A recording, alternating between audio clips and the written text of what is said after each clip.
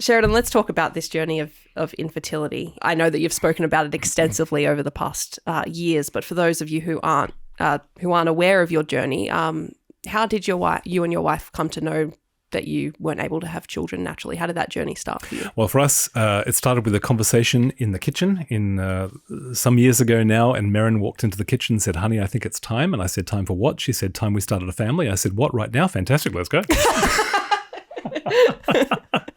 And, any couple who makes that decision, for the next 28 days, there is that expectation. And it's very, very common for the next couple of months in which the expectation is met with disappointment. That's just very common.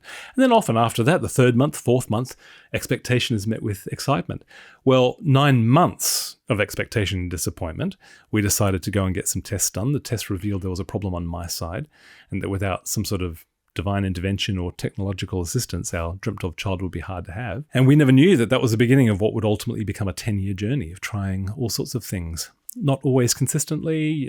There were a couple of times a couple of years where we would just kind of not do anything, and we come back to it. And we tried IVF, we tried healing prayer, we tried special diets, we tried special supplements. Nothing happened. Nothing worked. And it got to the point where towards the end of that 10 years, we thought we would do as many rounds of IVF again just to see if this would work. And it came down to we had one embryo left, and we'd already decided if this didn't result in a viable pregnancy, then we were moving on as a childless couple. And would you believe that it was on that embryo that we received the news we'd completely given up expecting to hear, which was that we were pregnant. And there was jubilation amongst our family and friends and celebration, and everybody saying, "Wow, praise God, isn't that just like God? He comes through at the 11th hour, just last minute."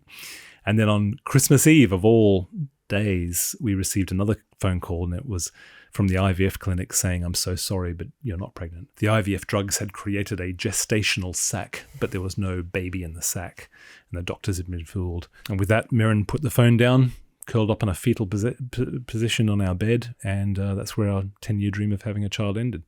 So that's the story as to how it all began and how it ended. Talk me through the aftermath of that after that decision had been made, you're like, this is it, we've come to the end of the journey. How do you move forward from there? The problem with infertility, there's many problems, but one of the challenges with it is that it is a grief without a death. With everything else, there's some sort of finite end.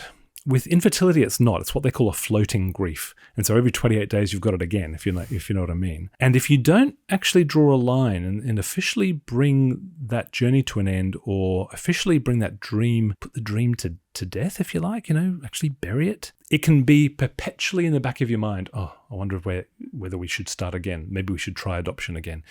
You can never move on if you've got it perpetually in the back of your mind saying, maybe again, maybe if you just waited a little bit longer, the phone call would come. Maybe if you just tried one more embryo, it would work. You cannot move on like that. So we had already decided that was it, but there was a key moment, which when I look back on it now, I realize how key it is when we let go of all our baby stuff. If you had walked into the kitchen, you would have seen a pram, a high chair, and, all of these things all ready to go. And it was really important when my sister-in-law announced around about the same time that she was pregnant. Funnily enough, these things happen to happen at the same time, don't they? She then came around, opened up the boot, and we packed her car full of all of these baby things. They could use them. Yeah. We couldn't. And Merrin would say, actually, that as she drove off up the hill, round the corner, and out of sight, that there was a sense of which, it's done.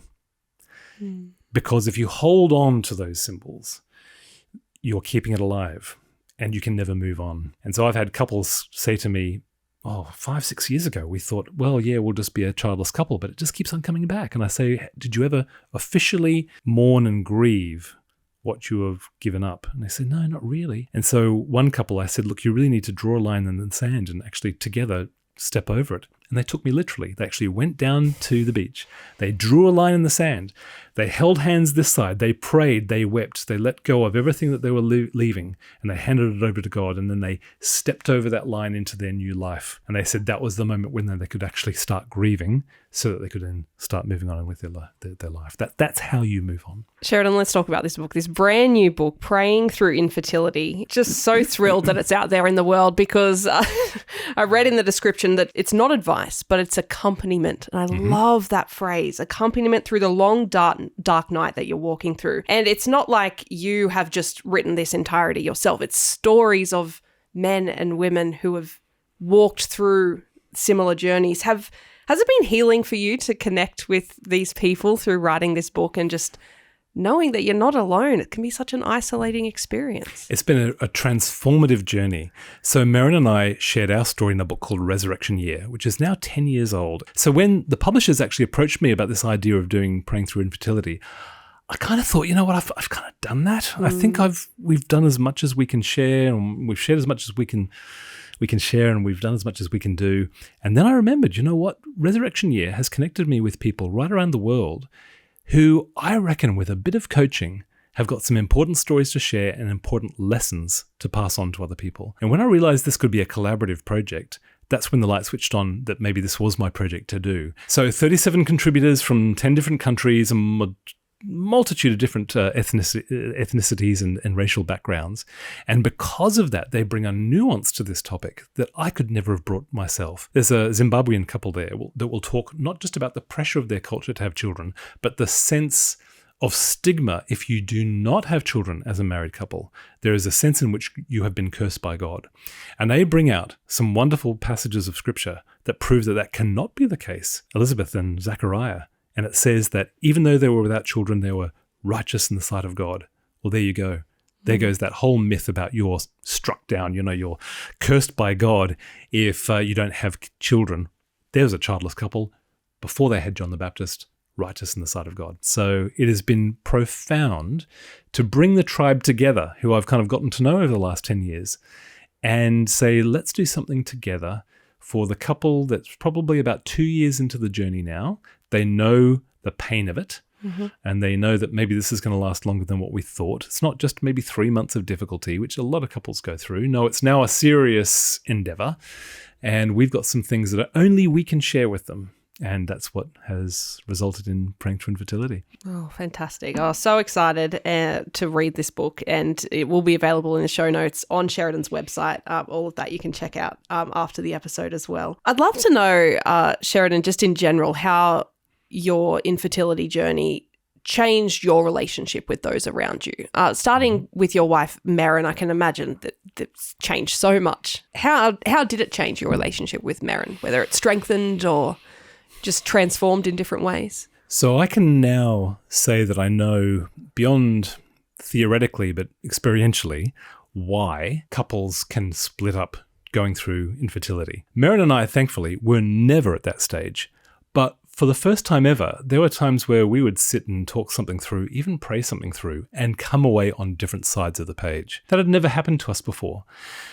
Maybe one of us wanted to do IVF, the other one wanted to do adoption, we got to get into the conversation of adoption. One wants to do overseas adoption, the other one wants to go local. One wants to stop IVF, one wants to keep on going. Before you know it, you just always have these differences. How do you bring those differences to be similarities? How do you work those things through? Again, we had to just stay in the room. And there were some times which one of us wanted to get up, slam the door, go into another room and just be done with this. I would have been happy if we had ended our infertility journey easily 5 years earlier. Right. But you keep on kind of going. You learn to sacrifice for each other. Merrin was frustrated with me at one stage because I was trying to work out the ethics of IVF from a Christian viewpoint. That's not an easy thing to do. It's not as clear-cut as some might like to think. There are times where it was just too hard for me and I kind of let it slip for a while. And she said, well, while you're taking all this time trying to work out the ethics, I'm waiting. So there were times where we frustrated each other, where we challenged each other, couldn't get on the same page. But I can also tell you, Georgia, and this is the good news, that we are closer together as a result of going through that, because we stayed in the room, because we kept on praying together, because we kept on talking, kept on compromising. The amount of compromises that each of us made for the other.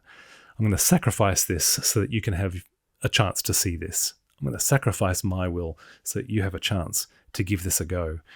I think that's the essence of marriage, and I think that's the essence of how you can grow together through something as difficult as infertility. Yeah, I love that. Final question, Sheridan. It's been a delight having you on the show today. What do you hope people glean from hearing your story today? Okay, here's what I hope people glean. The cleverness of God. The God who you may well be shaking your fist at because he isn't giving you what you want. The God who may be absolutely confusing you because all the theology you had in your mind is not working out the way you thought it would. The cleverness of God to take that thing, to take that broken dream, to take that loss, that empty space in your life and do amazing things with it and through it. And that's what we have found, is that there has been something in which, as we have shared our childless journey with other people, it hasn't just helped childless couples. It's helped single people who wanted to be married. It's helped people who had the career dream come true and they lost it, or never had the career dream come true. It's helped a whole variety of people. That is where the great joy in life is helping people through your stuff. Somebody, a very wise soul listening to all of this, said, "Sheridan, do you see what God is doing? The lack of a birth in your life is birthing life in others." And I thought, oh my goodness, I need to tweet that out. Isn't that good? So but good. What about if the lack in our life, the empty space where the husband should be, the wife, the child should be, the career, or the dream, the music, the art, what if that very empty thing is the very thing God wanted to use as a channel for you to then bless other people? It might come about because you also share your story with other people, even if it's just one person. It's helpful. Maybe because you never share that story with anybody else, but it informs your offering to the world, the lessons that you shape and craft and give to people. That's where the life happens. That's where the real transformation happens, when you hand that empty space over to God and he uses it to bring profound transformation for other people. That's what I'd like people to know, the cleverness of God in taking those broken things and making them beautiful. Sheridan Voysey, it has been an honour. Thank you so much for being on Finding Hope today. Great to be with you, Georgia.